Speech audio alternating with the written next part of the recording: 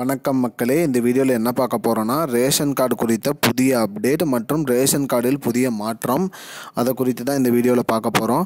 நம்ம சேனலுக்கு யாராவது புதுசாக வந்திருந்தீங்கன்னா மறக்காமல் நம்ம சேனலை சப்ஸ்கிரைப் பண்ணி பெல் ஐக்கானை கிளிக் பண்ணிக்கோங்க. இந்த வீடியோவுக்கு ஒரே ஒரு லைக்கை மட்டும் கொடுத்துருங்க. வாங்க வீடியோக்குள்ளே போகலாம். பொதுவாக இந்தியாவில் அனைத்து மக்களுமே ரேஷன் அட்டை பயன்படுத்தி வராங்க. இதற்கு காரணமாக பார்த்தீங்கன்னா ரேஷன் அட்டை ஏன் பயன்படுத்துகிறாங்கன்னு பார்த்தீங்கன்னா இலவசமாகவும் மலிவு விலையிலும் ரேஷன் கடையில் பொருட்கள் வழங்கி வராங்க.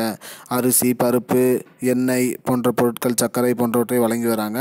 மேலும் தற்போது ரேஷன் கார்டில் இப்போ புதுசாக கல்யாணம் ஆகி ரேஷன் கார்டு வாங்குறாங்க, இல்லை ரேஷன் கார்டு இல்லாமல் ரேஷன் கார்டு அப்ளை பண்ணுறவங்க அவங்களுக்கெல்லாம் நிறைய விதிமுறைகள் கொண்டு வந்திருக்காங்க. அதற்கு என்ன பண்ணணும்னு பார்த்தீங்கன்னா ஃபஸ்ட்டு அவங்க அதற்கு தகுதி உடையவர்களாங்கிறது ஃபஸ்ட்டு செக் பண்ணணும்.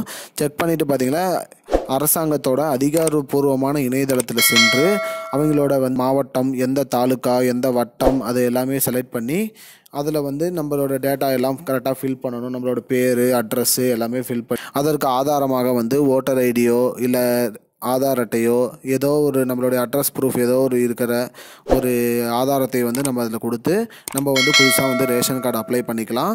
புதுசாக அப்ளை பண்ணுறவங்களுக்கு இந்த விதிமுறைகள்லாம் இருக்குது. ஆல்ரெடி ரேஷன் கார்டு வச்சுக்கிறவங்களுக்கு ஏதாவது பெயர் சேர்க்கணும் இல்லை பெயர் நீக்கணும் அப்படிங்கிறதும் அந்த அதிகாரப்பூர்வ வெப்சைட்டில் நம்ம சென்று அதில் நம்மளோட பெயர் சேர்க்கறதுனா சேர்த்துக்கலாம், அந்த நீக்கிறதுனா நீக்கிக்கலாம்.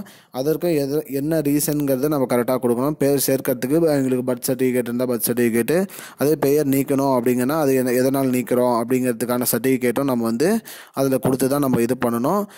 இந்த மாதிரி சேவை அரசாங்கம் செஞ்சு வச்சுருக்காங்க. ஆன்லைன் மூலியமாகவே பண்ணிக்கலாம். இதுதான் இப்போதைக்கு முக்கியமான பயனுள்ள தகவல். இது போன்ற பயனுள்ள தகவலை தெரிஞ்சுக்கொள்ள நம்முடைய சேனலான மறக்காமல் சப்ஸ்கிரைப் பண்ணி வச்சுக்கோங்க. நன்றி மக்களே, இன்னொரு வீடியோவில் சந்திப்போம். I don't understand your jokes, man. Because it's not a joke. முன்ன பின்ன தெரியாத ஒரு பையனுக்காக விடுற அந்த மனசு இருக்க, அதான் கடவுள்.